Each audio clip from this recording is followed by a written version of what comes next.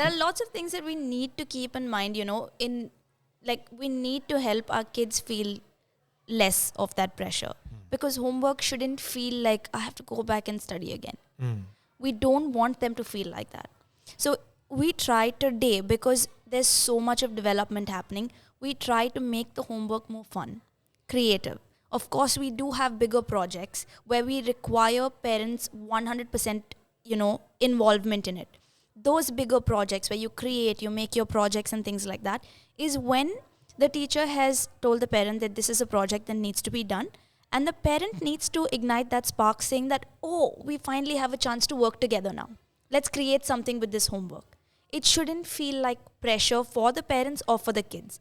When we're talking bigger projects, yes, we need 100% involvement. When we're talking daily homework that's been given from school, say maths, English, whatever it is that they're doing, it's for them to independently do their work. Yeah? For as much as you can as parents, try to let them do it on their own. Give them a time slot in a day. Say you have this much time. You have 1 hour to work on your homework. You have a question, come and ask me. Do your research. Go back and think about what teacher has said today.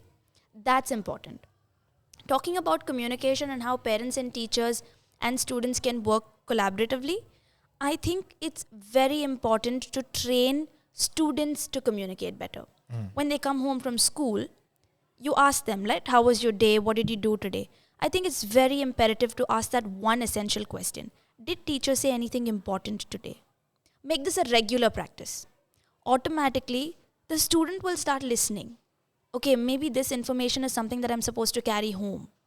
If it is a regular practice, automatically there's a communication built. Sometimes what happens is we miss on the emails that come from school. We don't see the emails and we don't have the time to respond to them. But the child can be the mediator, If you develop this habit of asking them every day, what important things the teacher said today? Is there any homework that needs to be done?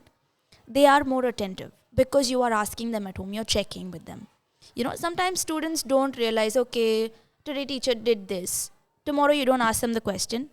Okay, today I've not been asked. Tomorrow also they won't ask me, so it's okay. I'll let it go.